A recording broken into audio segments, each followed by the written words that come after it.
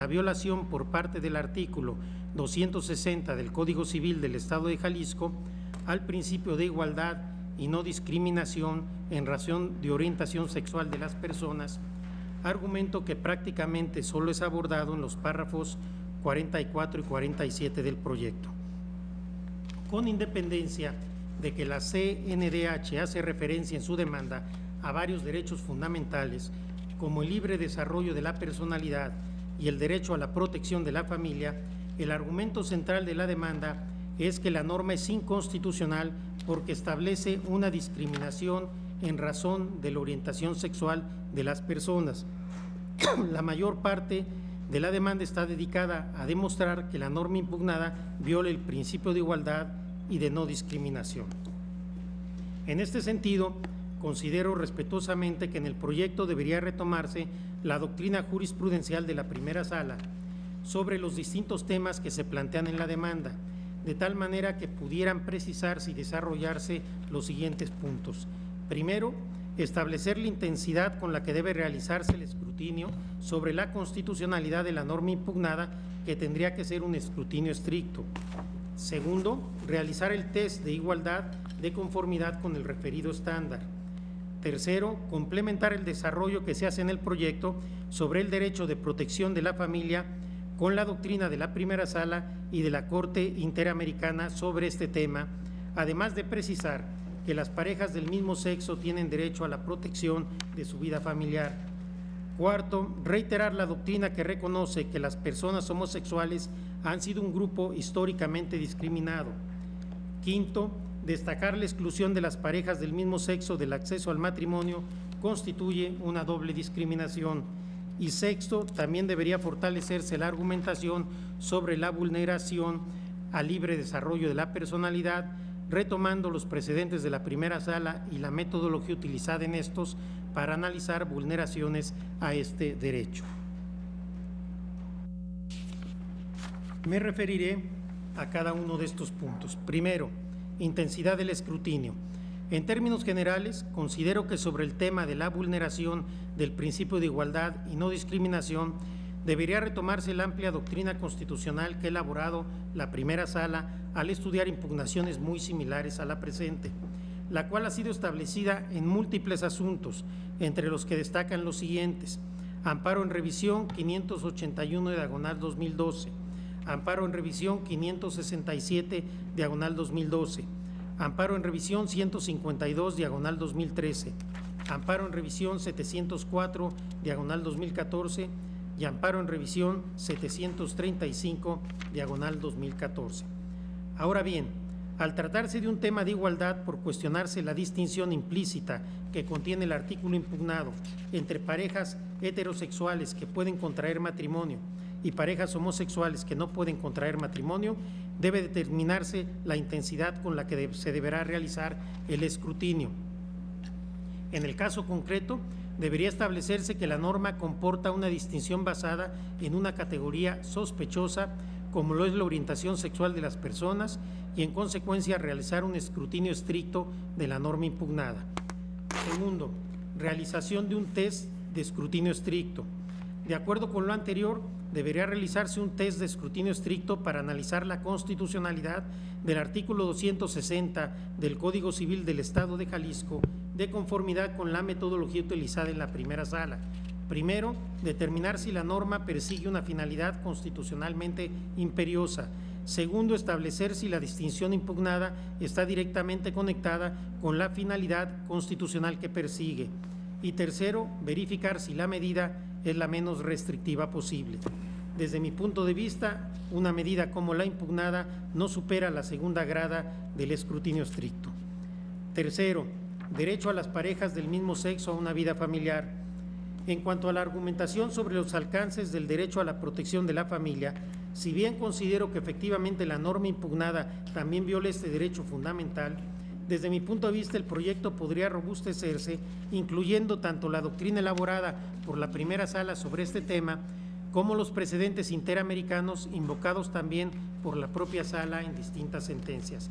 En esta línea, por ejemplo, en el amparo directo en revisión 1905/2012, la primera sala afirmó que el orden jurídico mexicano ha evolucionado hacia un concepto de familia fundado esencialmente en la afectividad, el consentimiento y la solidaridad libremente aceptada con la finalidad de llevar a efecto una convivencia estable, lo que significa que solo se puede seguir afirmando que la familia es la base de la sociedad si la misma se equipara a una estructura básica de vínculos afectivos vitales, de solidaridad intra e intergeneracional y de cohesión social, pero parece claro que esa estructura descansa sobre una base muy diversificada, en la cual el matrimonio es solo un elemento posible, pero no necesario.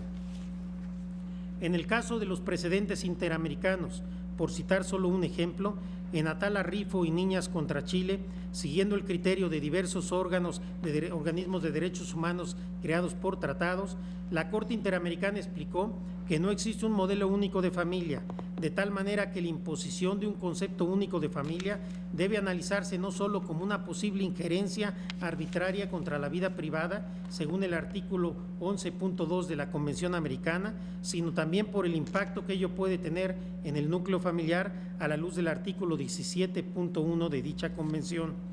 Adicionalmente, me parece que sería importante reiterar el derecho de las parejas del mismo sexo a una vida familiar.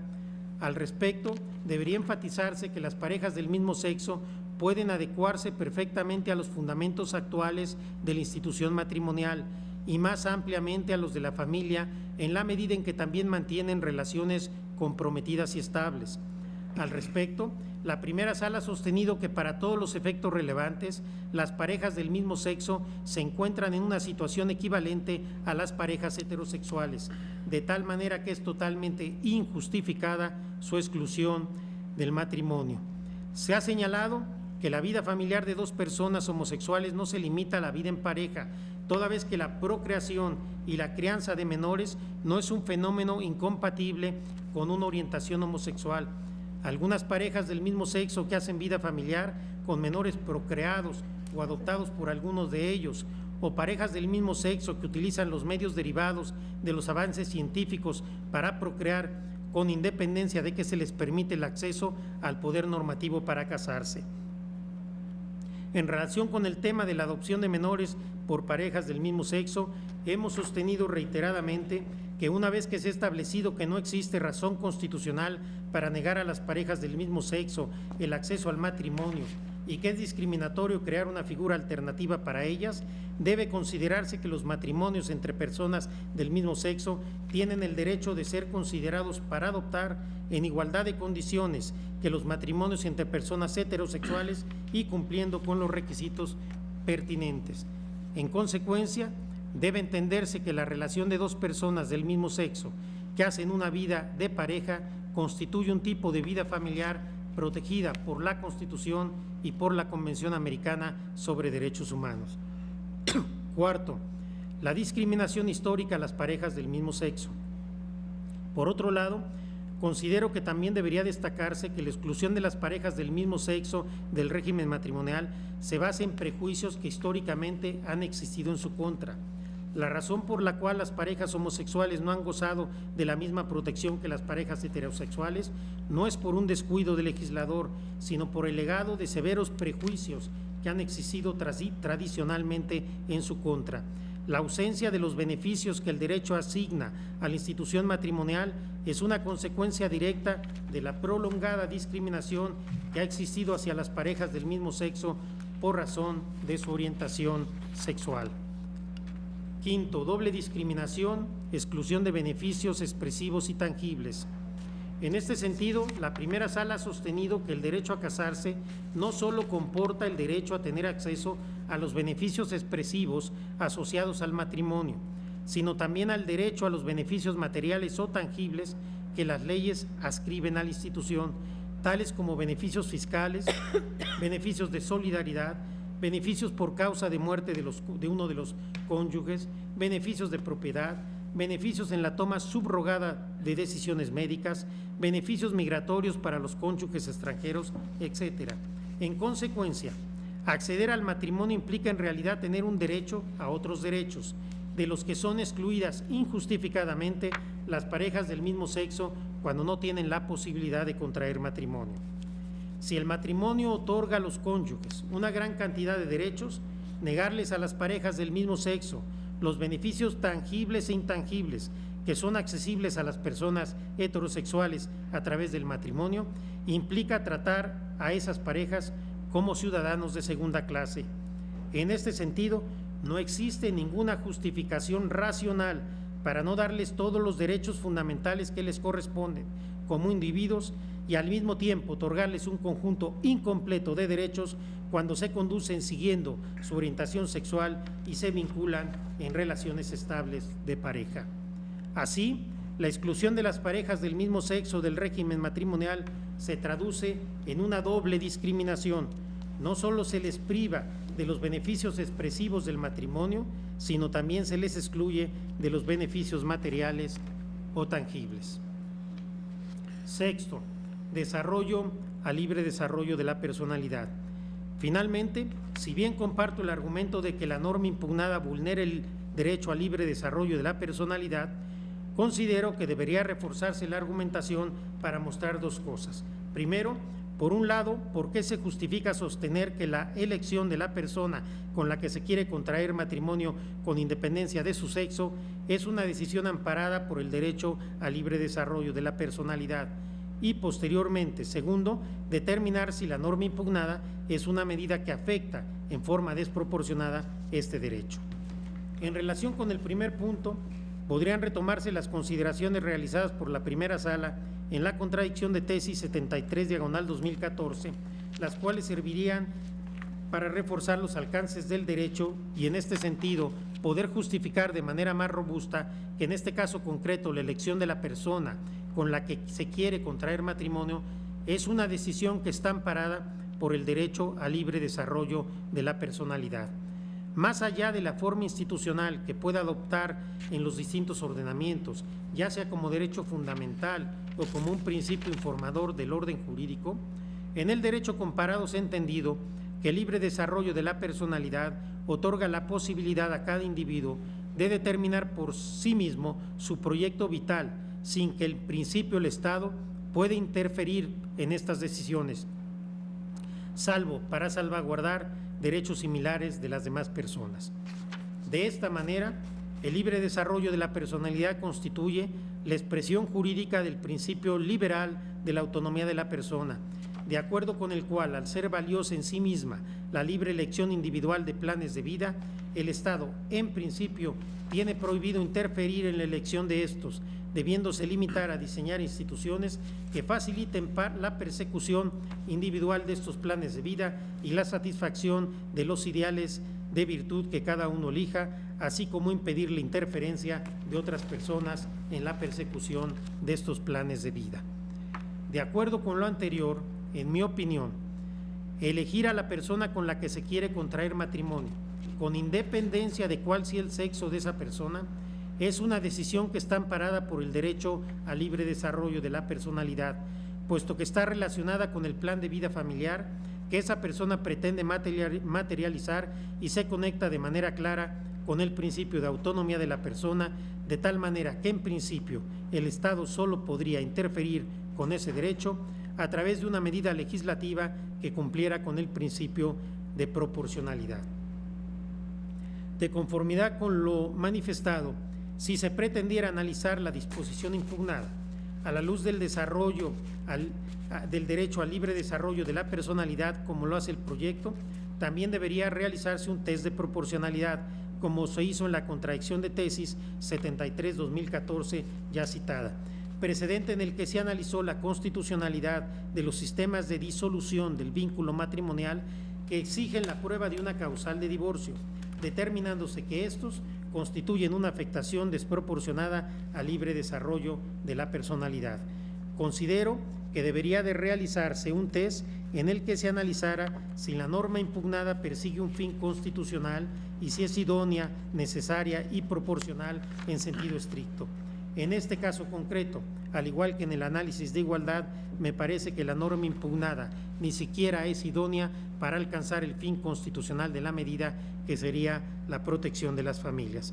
Por estas razones, estoy a favor de la inconstitucionalidad del precepto impugnado. Gracias, presidente. Gracias, señor ministro Saldívar. Señor ministro Gutiérrez, por favor. Gracias, ministro presidente. Yo comparto absolutamente el sentido del proyecto, comparto también el desarrollo al derecho de la familia que hace el proyecto y simplemente quisiera sugerir una adición de una línea argumentativa que en caso de no aceptarse sería un voto concurrente de parte mía. Me explico. El planteamiento de la Comisión Nacional de Derechos Humanos se dirige a alegar la inconstitucionalidad de las normas con base en la discriminación por orientación sexual. El proyecto bien hace alusión al tema de discriminación e igualdad en las páginas 20, 30 y 32, pero me parece que profundizar sobre este tema permitiría fortalecer el proyecto. La acción de inconstitucionalidad 2/2010, citada de manera abundante en el proyecto, es, sin duda alguna, una sentencia fundamental en el desarrollo que esta Suprema Corte dio en relación al matrimonio igualitario y de adopción de menores de edad para parejas del mismo sexo. Muchas de sus premisas han sido retomadas por la primera sala en la evolución que se ha tenido en el tema y por el propio Pleno en relación con la adopción de parejas del mismo sexo. Sin embargo, es necesario recordar que dicha decisión se dio antes de la reforma constitucional del 2011 y su desarrollo no abordó en absoluto la discriminación con base en la orientación sexual, sino que la decisión se basó principalmente en la vulneración al derecho a la familia. Desde entonces, sin embargo, con el artículo primero constitucional reformado en 2011, en específico en relación con el principio de igualdad y no discriminación, esta Suprema Corte ha desarrollado la interpretación constitucional en este tipo de casos. Así pues, tenemos sin duda un nuevo parámetro, ampliado al que teníamos en la acción de inconstitucionalidad 2/2010. Recientemente, el 11 de agosto de 2015, en la acción de inconstitucionalidad 8/2014 relativa a la adopción de menores de edad por parejas del mismo sexo, este Tribunal Pleno destacó los estándares del principio de igualdad y no discriminación, incluyendo el tipo de escrutinio estricto que debe aplicarse en caso de que se involucre una categoría sospechosa.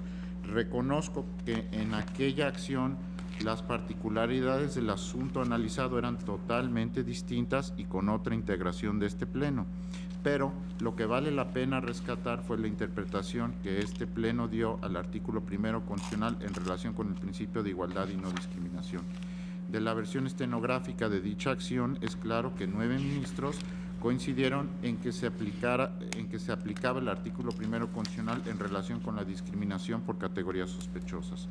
Es importante subrayar aquí que el disenso se dio únicamente en relación a si era necesario o no analizar una de las categorías sospechosas involucradas. Así, 4 ministros consideraron que debía analizarse por discriminación genérica, estado civil, y 2 más por discriminación por orientación sexual y 3 más por ambas categorías. Sin embargo, y esto es lo que es relevante, 9 ministros coincidieron en la interpretación del artículo primero respecto al principio de igualdad y no discriminación y la aplicación del escrutinio estricto. En ese orden de ideas, sugiero que se incluya en el proyecto las referencias de la acción de inconstitucionalidad 8/2004, específicamente los párrafos 54 a 61 de dicho precedente, relativos concretamente a la interpretación del artículo primero constitucional y el escrutinio aplicable. Así pues, en mi opinión, lo más importante para agregar al proyecto es incluir el desarrollo de esta Suprema Corte de Justicia en materia de igualdad y no discriminación y, en concreto, llevar a cabo un escrutinio estricto de las normas estudiadas,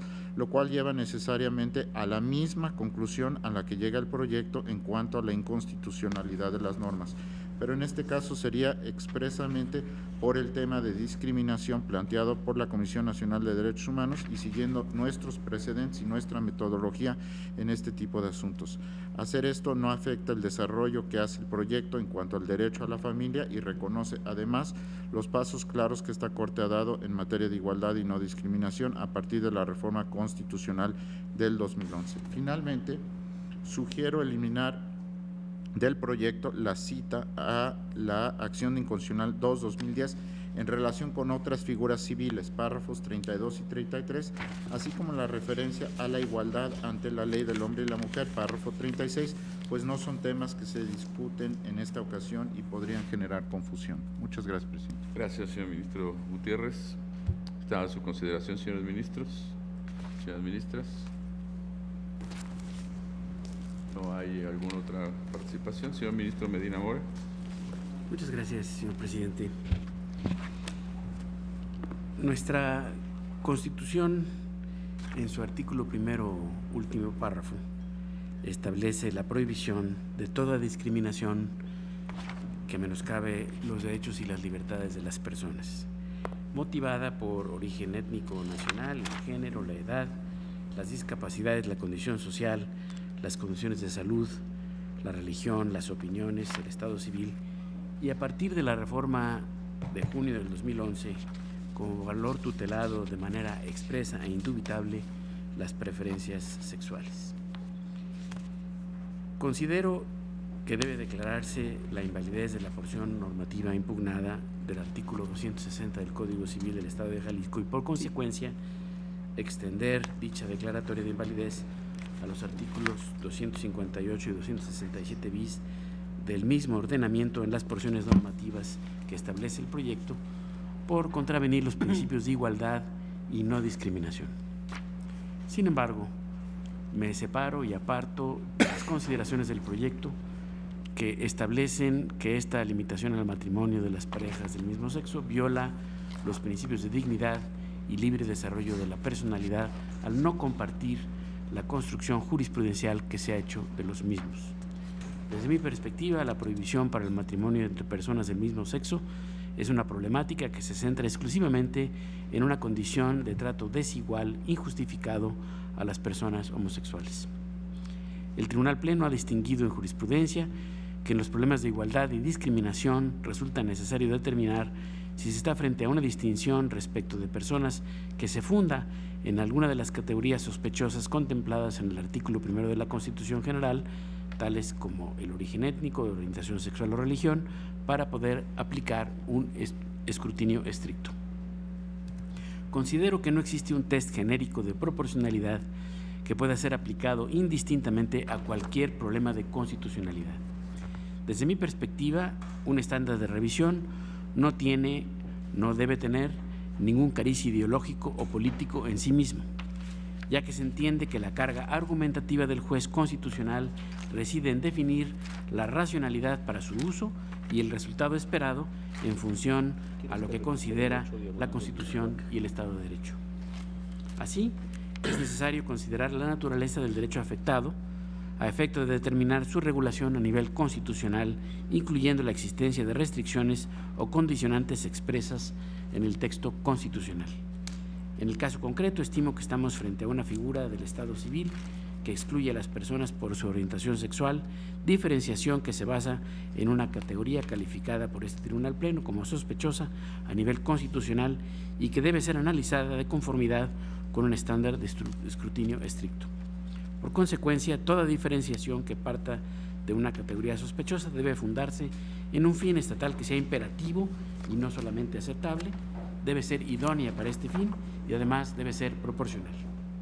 El presente asunto nos obliga a definir el alcance del derecho a la igualdad y no discriminación, que se traduce en la obligación que tiene el Estado de tratar de la misma forma a todos sus gobernados y permitirles el acceso a los mismos beneficios cuando no existan condiciones objetivas que permitan hacer alguna distinción.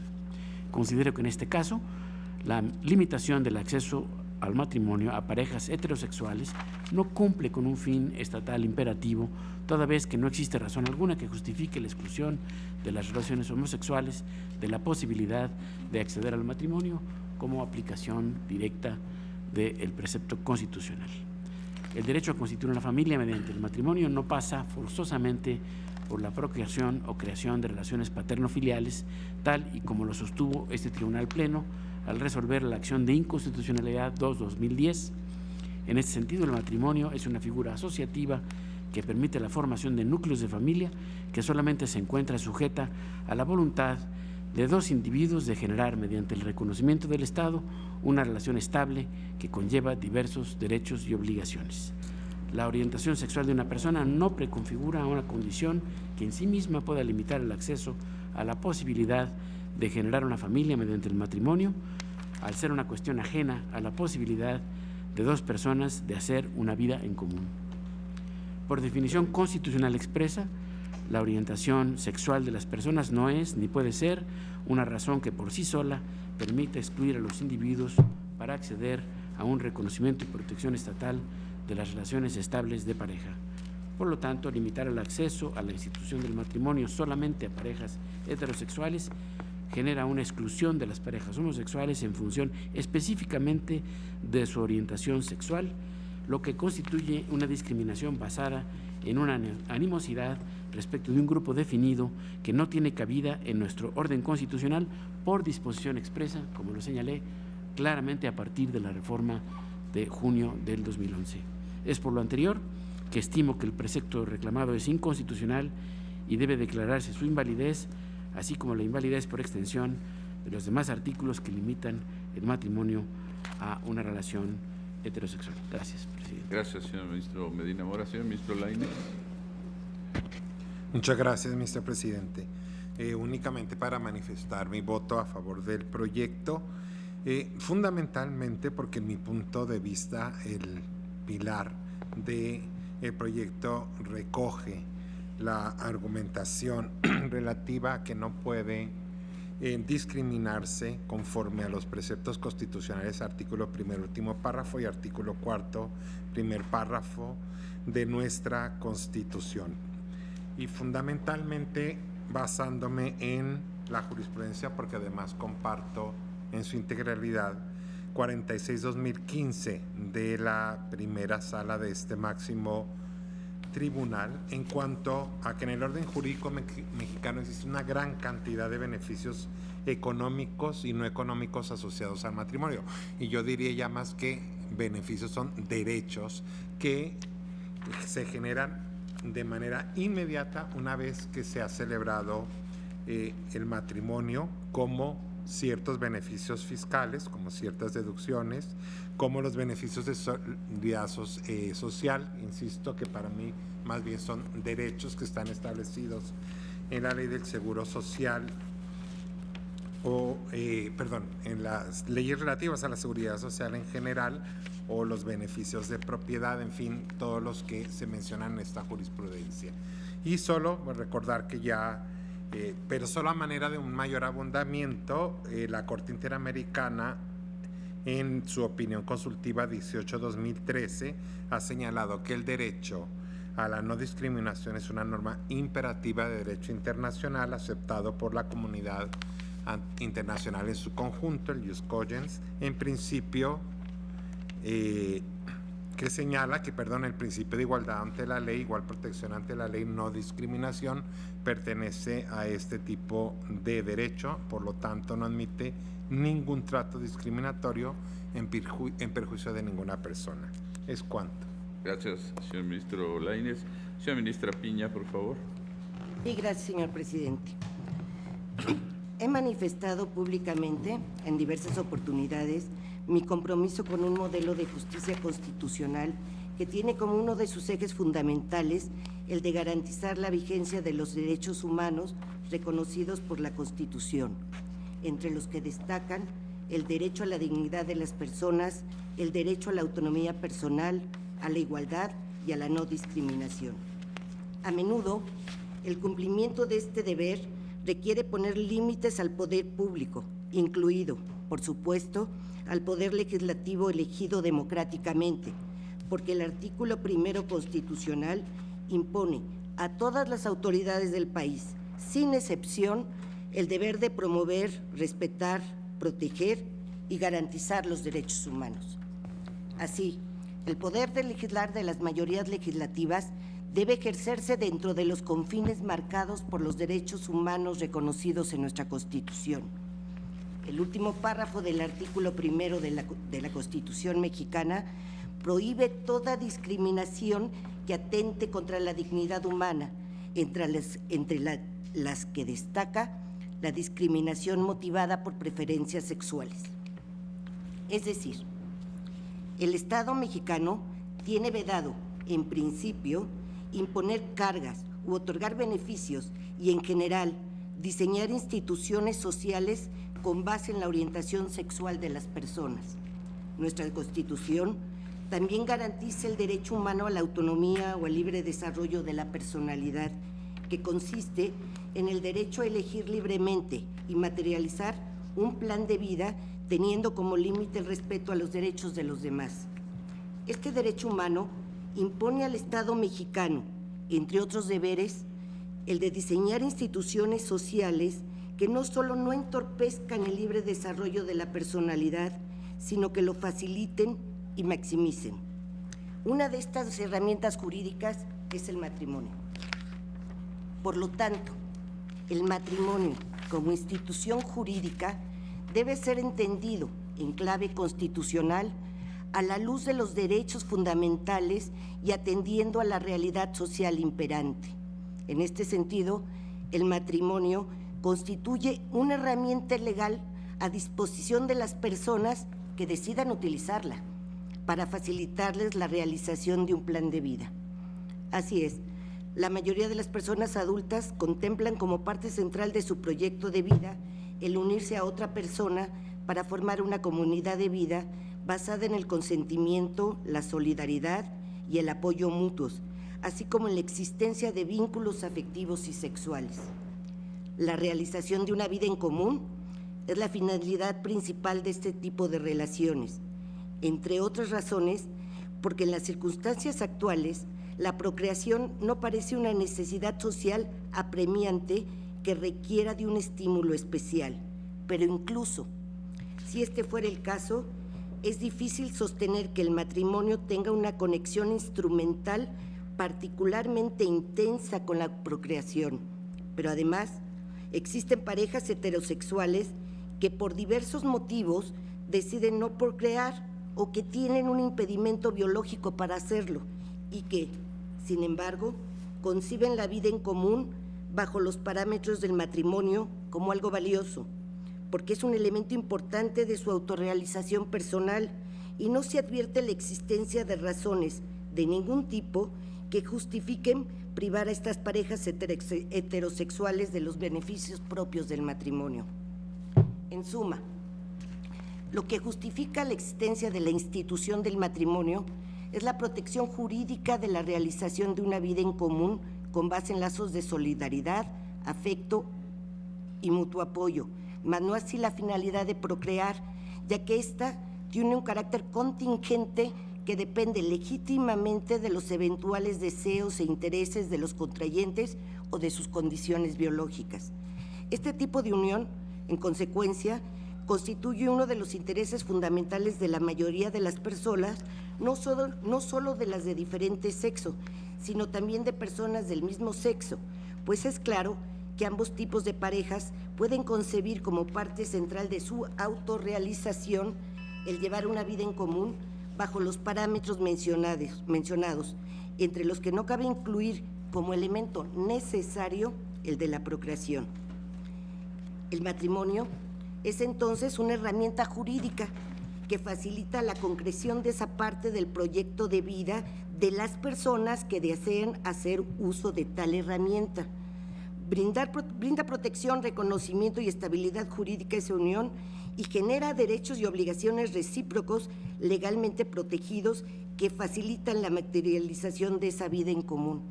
Aquí quiero hacer referencia a lo que habló el ministro Lainez, de todos los derechos y obligaciones que se derivan de las otras leyes.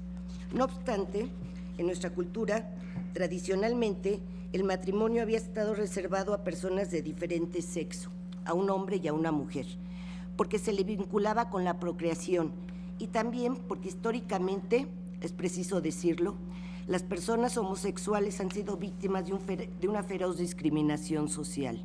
Sin embargo, esa concepción tradicional de la institución del matrimonio no solo no tiene arraigo constitucional, sino que además ha sido superada por la realidad social. Así es, actualmente podemos encontrar diversas configuraciones de asociaciones afectivas que no corresponden con la concepción tradicional del matrimonio, como la unión de un hombre con una mujer con esa finalidad. Pero además, nuestra Constitución no impone un modelo único de matrimonio ni limita su protección solo al formado por un hombre y una mujer con la finalidad de procrear, por lo que no hay razones para excluir de la tutela de esa institución a uniones diversas como las de personas del mismo sexo. Por lo tanto, si la finalidad del matrimonio como institución jurídica es generar derechos y obligaciones recíprocos, legalmente protegidos, teniendo como finalidad la realización de una vida en común con base en la solidaridad, el afecto y el apoyo mutuo, es del todo irrelevante la orientación sexual y el sexo de las personas que pudieran decidir realizar una comunidad de vida con esas características. Y por ello, excluir a las parejas del mismo sexo del acceso a la institución del matrimonio como herramienta legal implica hacer una distinción injustificada, prohibida expresamente por el artículo 1 de nuestra Constitución. Y dado que nuestra Constitución prohíbe la discriminación sobre la base de la orientación sexual, no puedo sino estar de acuerdo con el sentido del proyecto que propone declarar la inconstitucionalidad de la norma cuestionada y, por extensión, de las normas que se relacionan con esta, porque esas normas del Estado de Jalisco que consagran una concepción del matrimonio como institución jurídica y legal resulta incompatible con nuestra Constitución, pues excluye de esa institución injustificadamente a parejas del mismo sexo sobre la base de su orientación sexual. Gracias. Gracias, señora ministra. ¿Hay algún otro señor ministro que quiera tomar la palabra?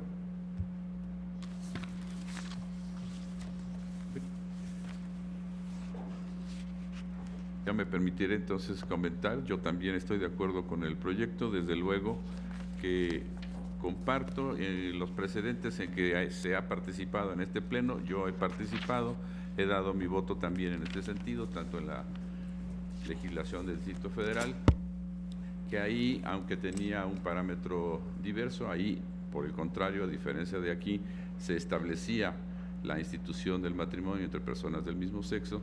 Aquí es una diferencia, pero el principio para mí es el mismo, inicialmente sustentado en que nuestra Constitución no establece una forma específica del matrimonio, no hay una disposición constitucional que defina al matrimonio de una forma determinada, de tal manera que constitucionalmente no hay un parámetro que seguir y por lo tanto se puede establecer con otros principios. ¿Cuáles son estos otros principios? Precisamente los principios de no discriminación y de libre desarrollo de la personalidad. Con base en ello, si bien es cierto que el legislador tiene una amplia libertad para legislar en estas materias, también lo es que no lo puede hacer cuando esto afecta a derechos humanos y derechos sustantivos de las personas. Para mí, la existencia y la posibilidad del matrimonio, independientemente de que históricamente o sociológicamente al matrimonio se le haya identificado de una forma, si nuestra Constitución, nuestra norma suprema, no impone un modelo específico, esas definiciones o esas costumbres resultan irrelevantes y por lo tanto no son ningún parámetro que nos comprometa a entender la figura del matrimonio como se pudo haber hecho durante mucho tiempo. Lo interesante o lo importante para mí es que la Constitución establece la posibilidad de que el matrimonio se celebre sin que se defina una concepción específica. Si las personas del mismo sexo no deben ser discriminadas y así lo establece la Constitución, por lo tanto, yo creo que en respeto a su libre desarrollo de la personalidad, pueden celebrar el matrimonio con esa figura jurídica que ya se contiene en todos los códigos civiles. Al establecer esta prohibición, al señalar, porque es una prohibición implícita, al señalar que el matrimonio es entre un hombre y una mujer, se está estableciendo una prohibición implícita para las personas del mismo sexo. Y en ese sentido, yo considero que hay un elemento que la hace inconstitucional. Además, como ya se ha mencionado, algunos ministros han señalado que esta afectación influye o se prolonga hacia el impedimento de obtener otros beneficios o de disfrutar de otros derechos, como son los fiscales, como son los de seguridad social y algunos otros que ya se mencionaron y que por lo tanto no tiene razón alguna para discriminarlos y apartarlos de esos beneficios. En sentido en general, yo creo que reiterando mis votos en los asuntos anteriores y compartiendo básicamente los argumentos del proyecto que nos formula el señor ministro Cosío, yo considero que la norma debe declararse inconstitucional. Señora ministra Luna. Gracias, señor presidente. Yo también quiero manifestarme a favor del proyecto que presenta el señor ministro Cosío, apartándome de algunas de las consideraciones que se establecen en él, y daré las razones de por qué. En primer lugar, mencionar la institución del matrimonio, como bien lo ha señalado el señor ministro presidente, no es una institución que encuentre definición en ningún artículo de la Constitución. La Constitución en ningún momento está estableciendo qué debemos entender por esta figura, ni cuáles son los requisitos, ni nos da parámetro alguno para eso. De tal manera que si no existe una definición en la Constitución, quiere decir que se trata de una norma de libre configuración para las legislaturas locales. Ahora bien, siendo una norma de libre configuración, estas normas tienen límites para su elaboración. No quiere decir que por ser de libre configuración puedan hacerse de manera arbitraria. Y sobre esta base, la idea fundamental de los límites que en mi opinión tienen las normas de libre configuración es que éstas no choquen o atenten o vulneren cualquier otro de los derechos humanos reconocidos en la propia Constitución.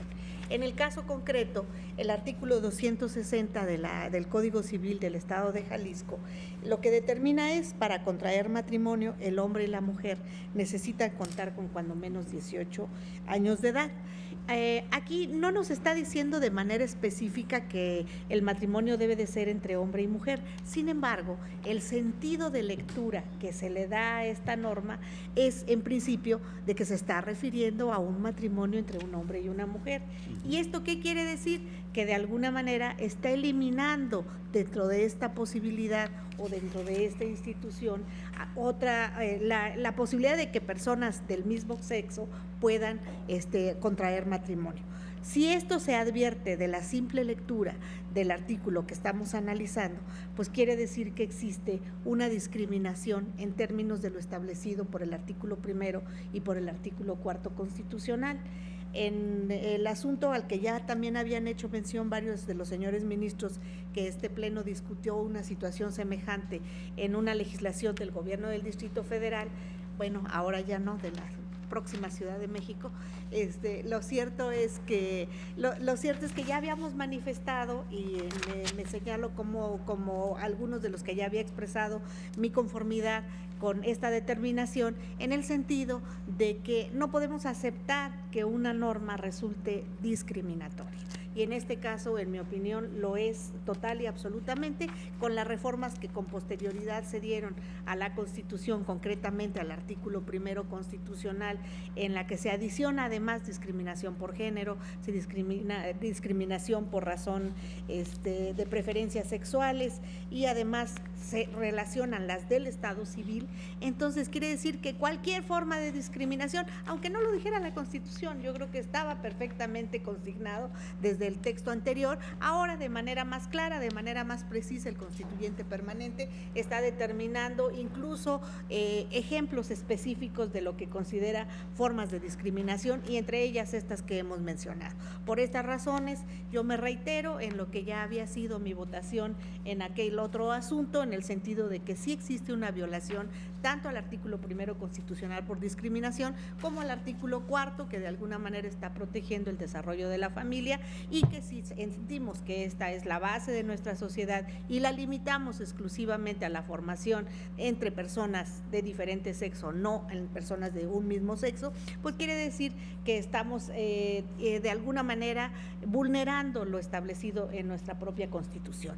Por estas razones, yo me reitero en favor del proyecto presentado por el señor ministro Cosío, y yo me aparto de algunas consideraciones, o bueno, si es que él eliminara alguna de las cuestiones que se aducen en ella en relación con otro tipo de afirmaciones, pero para mí es suficiente con determinar que se está violentando el artículo 1 y el artículo 4 constitucional para declarar la inconstitucionalidad de este artículo, y desde luego, por supuesto, los otros dos artículos que se mencionan y que se declara su inconstitucionalidad por extensión. Por estas razones estoy con el proyecto y en su caso, según escuchando las propuestas del señor ministro ponente, me apartaré de algunas consideraciones. Gracias, señor presidente. Gracias, señora ministra Luna. Señor ministro Franco, por favor. Gracias, señor presidente. Simplemente para posicionarme, porque vi que era necesario para que quede claro, dada la nueva integración, cuál ha sido nuestra posición. En realidad yo no pensaba intervenir conforme a la regla que tenemos de que cuando venimos esencialmente con el proyecto, pues procuremos no alargar el debate. Yo estaré a lo que he sostenido anteriormente, reitero, estoy esencialmente con el proyecto y obviamente aquí se han manifestado muchas posiciones, algunas que se separan de consideraciones, otras en donde sugieren que se adicione el proyecto con argumentos de refuerzo y consecuentemente pues yo estaré atento a lo que el señor ministro ponente acepte o no, en el entendido de que yo vengo esencialmente con el proyecto que él nos ha presentado. Gracias. Gracias, señor ministro Franco.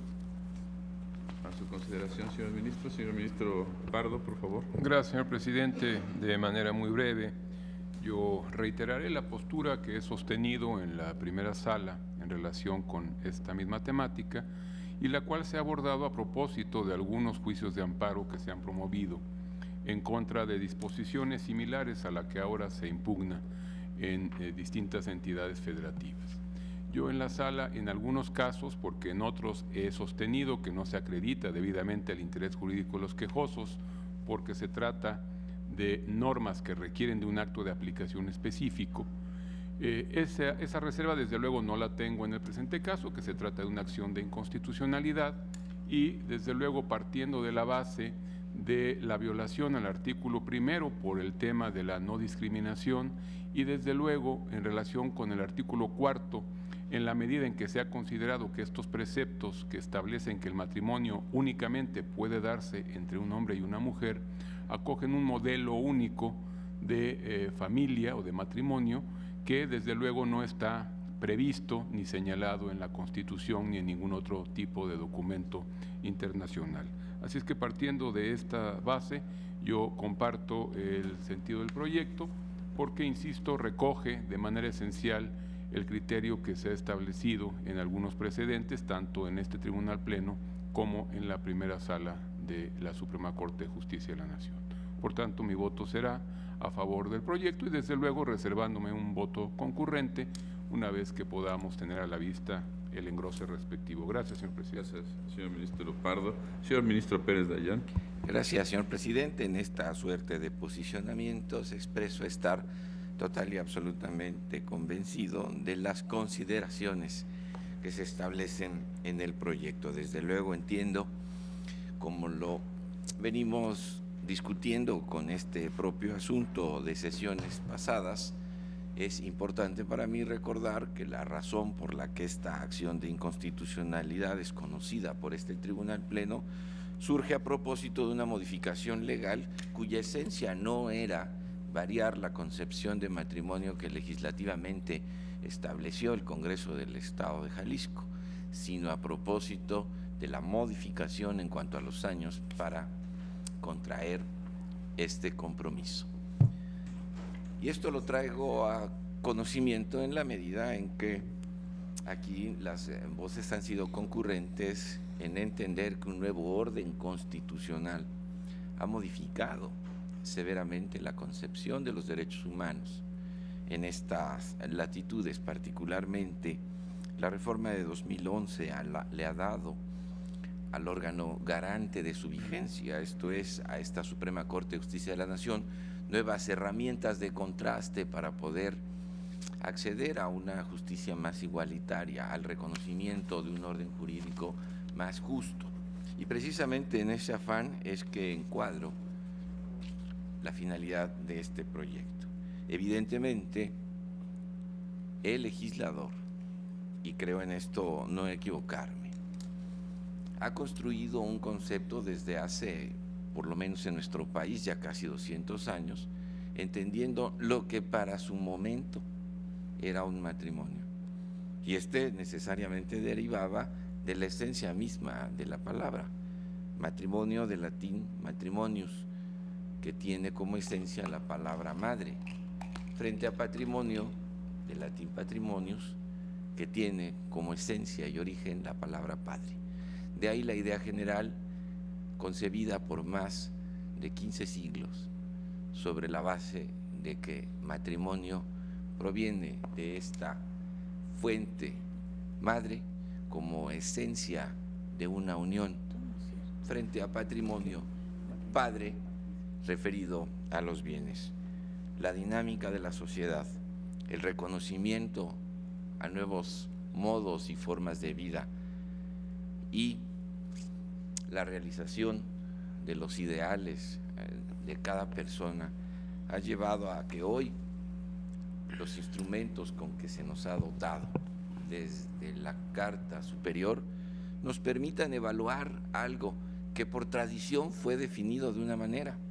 De ahí que cuando escucho que si se trata de una categoría sospechosa, entendiendo esta como una deliberada intención de un legislador de modificar un orden para efecto de excluir a alguien, si recuerdo que esta definición de matrimonio así fue construida desde hace 200 años, me parecería difícil entender que el legislador deliberadamente quiso excluir a un grupo de personas de un determinado beneficio.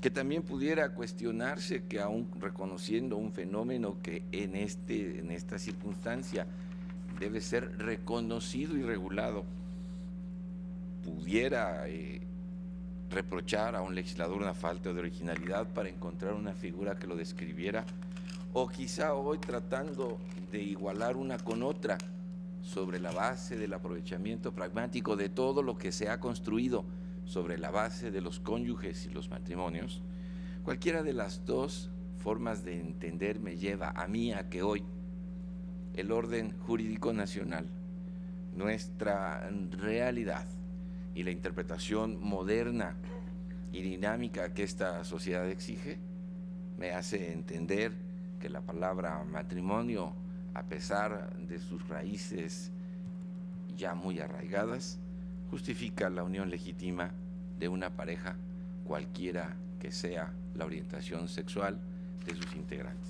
Y en esa medida comparto de modo absoluto el contenido del proyecto presentado a consideración de este Tribunal Pleno por el señor ministro ponente. Gracias, señor presidente. Gracias, señor ministro Pérez Dayán. Señor ministro Cosío. Sí, señor presidente. En su intervención decía el ministro Franco algo que me pareció muy razonable y además es un juicio que hace sobre lo que aquí ha acontecido. Hay quienes me han pedido que adicione, hay quienes me han pedido que suprima y hay quienes me han pedido que deje el proyecto como están. Yo desde luego preveía que esto iba a pasar. Consecuentemente traje un proyecto en el cual la mayoría de los señores ministros, viendo lo que han votado en otros precedentes, se pudieran sentir cómodos y con la posibilidad de traer o de generar, como parece que va constituyéndose, una unanimidad en torno a la declaración del artículo 260 y los preceptos que por extensión se van a ver. El ministro Saldívar señaló diversos criterios de la segunda sala. Yo he compartido una parte de primera sala, una parte muy importante de esos criterios, de forma que en lo impersonal no tendría ningún inconveniente en agregarlos. Sin embargo, si precisamente, y esta fue mi previsión, iba a encontrar, insisto, no por un acto de magia, sino simple y sencillamente porque he estado revisando los precedentes para formular este proyecto, que algunos de los señores ministros no se iban a sentir cómodos con este caso, me parece que el eje central se puede construir, como lo han reiterado, en torno a la dignidad del primero y al concepto de familia del segundo. Es verdad que el proyecto sí menciona de manera muy escueta el tema de dignidad, el proyecto de vida, la identidad personal y sexual, el libre desarrollo de la personalidad, la orientación sexual, la discriminación histórica, los fines de matrimonio, los derechos de la familia, la procreación, etcétera. Pero insisto, bajo esta condición, alguien podrá decir que es una condición estratégica, y lo es. El proyecto hizo énfasis en los párrafos 46 a 48 de lo que considere su declaración de inconstitucionalidad. Y voy a permitirme leerlo simplemente para que se entienda por qué es que lo estoy haciendo así. yo mismo podría formular algo que sería un poco extraño, un voto concurrente respecto de mi propio proyecto para avanzar las razones adicionales que tendría yo en este sentido, y a lo mejor, viendo yo mi propio engrose, lo haría. Pero esto es una condición que dejaré yo para más adelante. Si bien el artículo impugnado no define a la institución del matrimonio, es decir, el 260, pues esa definición se encuentra en el diverso 258 del mismo ordenamiento legal, sí contempla que éste se contraiga entre el hombre y la mujer, y si este precepto lo interpretamos de manera sistemática con el señalado artículo 258, el cual sí define a la institución del matrimonio como de carácter público a interés social, por medio de la cual un hombre y una mujer deciden compartir un estado de vida para la búsqueda de su realización personal y la fundación de una familia, sin lugar a dudas se advierte que la concepción de esta institución en el Estado de Jalisco está orientada a que se celebre entre un hombre y una mujer. De este modo, la porción impugnada del artículo 260 es inconstitucional, ya que atenta contra la autodeterminación de las personas y contra el derecho al libre desarrollo de la personalidad de cada individuo, y de manera implícita genera una violación al principio de igualdad, porque a partir de ese propósito se da un trato diferenciado a parejas homoparentales respecto a las parejas heterosexuales, al excluir de la posibilidad de contraer matrimonio a personas del mismo sexo. Así resulta fundado el concepto de invalidez planteado por la Comisión Nacional de los Derechos Humanos, y lo precedente es declarar la invalidez de la porción normativa que indica el hombre y la mujer del artículo 260. Y el siguiente párrafo está en la extensión de efectos. Insisto, yo no tendría ningún inconveniente en lo personal en aceptar las posiciones que quieren un mayor desarrollo, tampoco porque son las que yo he estado sustentando. Sin embargo, voy a dejar el proyecto como está, porque creo que el mismo ha generado un consenso lo suficientemente amplio como, a partir de sus manifestaciones, generar la invalidez del artículo 60 y por vía de consecuencia la del 258 y la del 267 bis en los párrafos identificados. Probablemente yo mismo exprese algunas otras razones para este caso, pero insisto, eso será por un voto concurrente.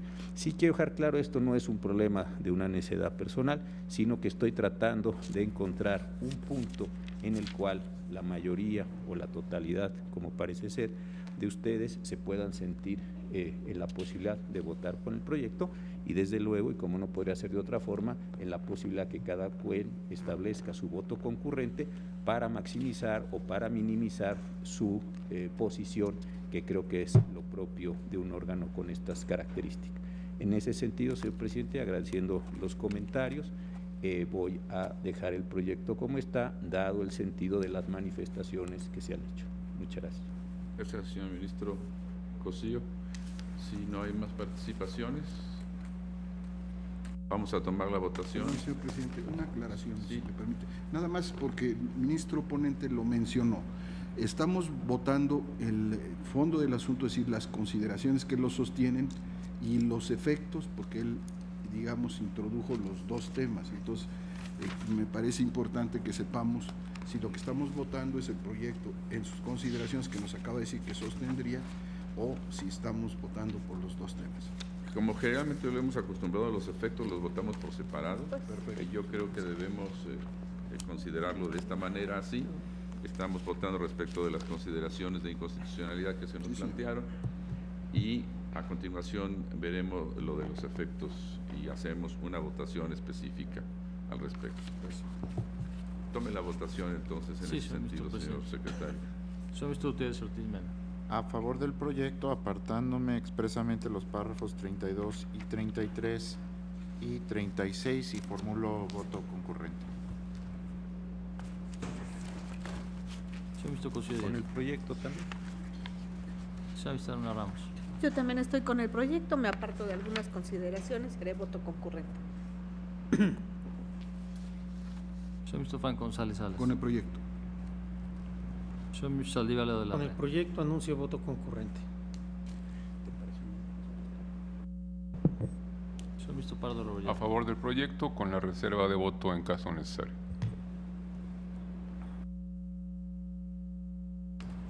Señor ministro Piña Hernández. Con el proyecto y anuncio voto concurrente. Señor ministro Medina Mora. Con el sentido del proyecto, por contravenir los principios de igualdad y no discriminación, anuncio voto concurrente, me aparto de otras consideraciones.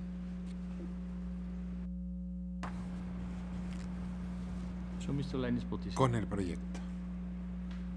Señor ministro Pérez Dayan. Con el proyecto en sus términos. Señor ministro presidente Aguilar Morales. Con el proyecto también en sus términos y formularé de cualquier manera un voto concurrente una vez que conozca el engrose. Señor ministro presidente, me permito informarle que existe unanimidad de votos a favor de la propuesta del proyecto. El señor ministro Gutiérrez Ortiz Mena vota en contra de los párrafos 32, 33 y 36 y anuncia voto concurrente. La señora ministra Luna Ramos en contra de algunas consideraciones y anuncia voto concurrente. El señor ministro Saldívar Ledo de la Rea también anuncia voto concurrente.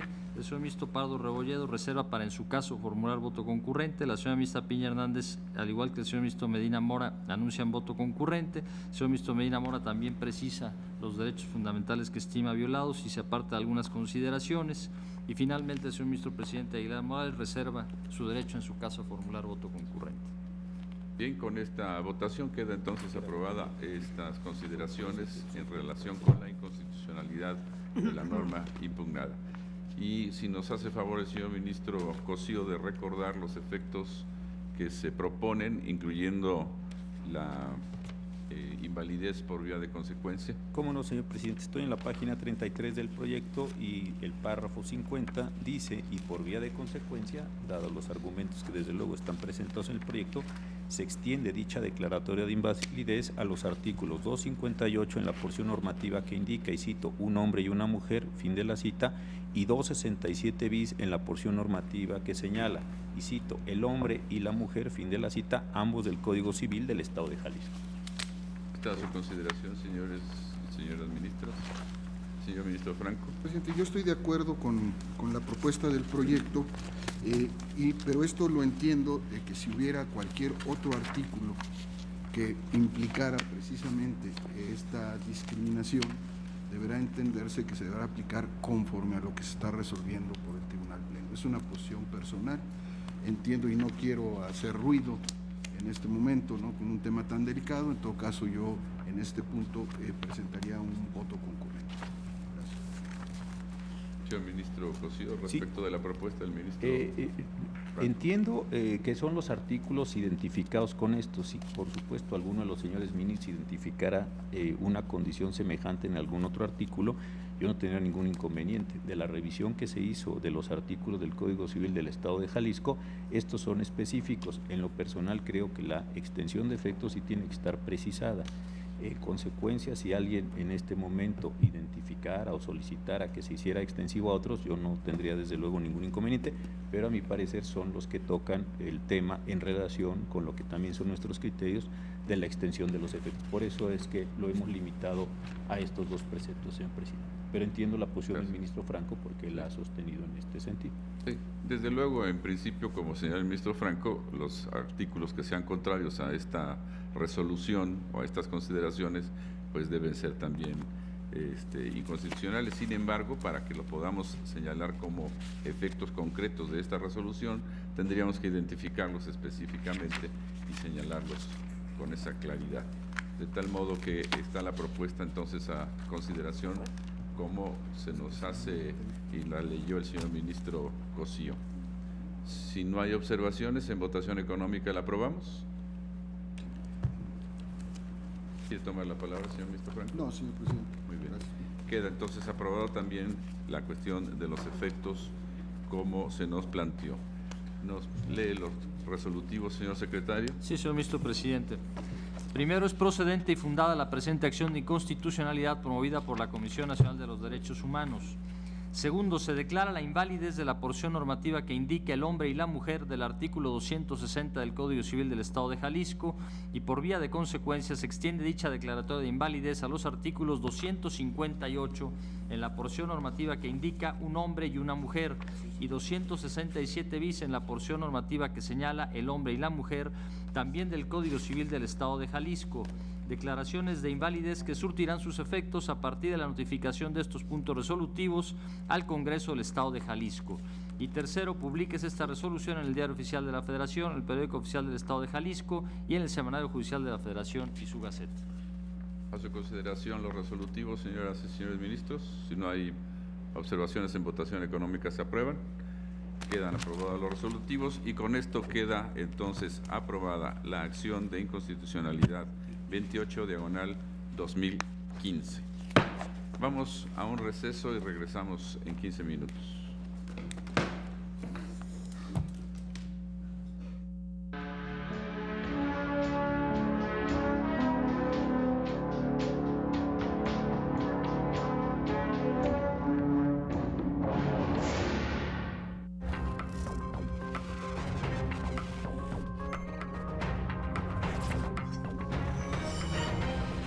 ¿Qué tal? ¿Cómo le va? Es un gusto saludarle. Muchas gracias por estar con nosotros. Bienvenido a este espacio de noticias. Este martes se llevó a cabo una toma de protesta de 61 jueces de distrito, esto en el Pleno de la Corte. Señoras y señores licenciados, protestáis desempeñar leal y patrióticamente el cargo de juez de distrito que se os ha conferido y hacer guardar la Constitución política de los Estados Unidos mexicanos y las leyes que de ella emanen, mirando en todo por el bien y prosperidad de la Unión?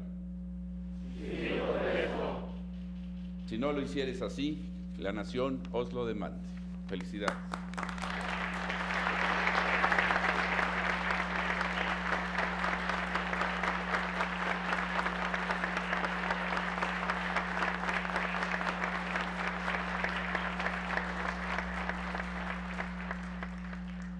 La asunción formal de sus cargos como jueces de distrito se inscribe en el contexto de una realidad que nos exige reflexionar profundamente sobre la responsabilidad que implica la investidura de juzgador.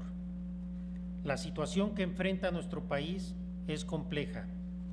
La confianza de la ciudadanía en las instituciones no ha podido consolidarse y el mayor reto que enfrenta el Estado mexicano y el Poder Judicial de la Federación como integrante de este es reivindicar su legitimidad.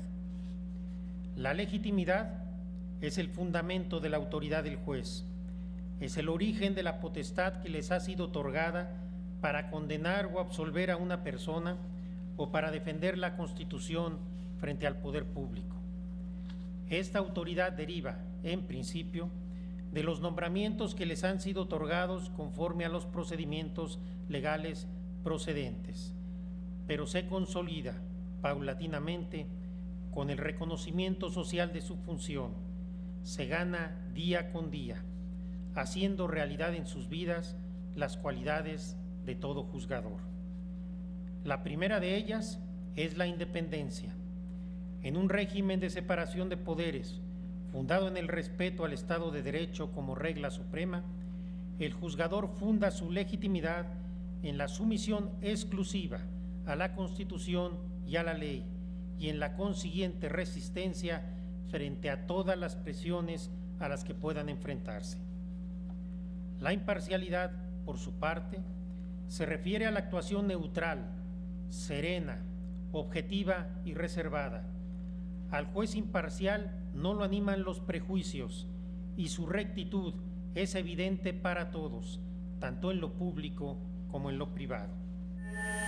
Señoras y señores funcionarios judiciales, la protesta que hoy rindieron tiene el significado de proclamar un compromiso de servicio a la sociedad que exige de ustedes la reparación del agravio que causa quien abusa de las circunstancias de manera ilegal. Por ello, debemos, como juzgadores, escuchar a las partes, reconocer el tañido de las campanas, analizando, estudiando y actuando conforme a la legislación existente en lo general y a la nueva forma que en lo particular establece el Código Nacional de Procedimientos Penales. La sociedad confía en ustedes, en la aplicación de las leyes, en su capacidad para la mediación y la conciliación, en la entrega total a su vocación de juzgadores, generando así resoluciones que al ser revisadas causen estado. En el Poder Judicial de la Federación se ha impulsado la igualdad de la mujer, aseguró el ministro presidente Aguilar Morales. Los órganos jurisdiccionales tienen la obligación de garantizar el pleno acceso a la justicia para las mujeres, considerando las desventajas estructurales que han padecido. Así lo señaló el ministro presidente de la Suprema Corte de Justicia, Luis María Aguilar Morales, durante la inauguración del Encuentro Internacional sobre Mujeres en la Economía del Conocimiento y la Innovación. En nuestro ámbito, los órganos jurisdiccionales tenemos la obligación de garantizar el pleno acceso a la justicia para las mujeres, considerando las desventajas estructurales y compensándolas cuando corresponde.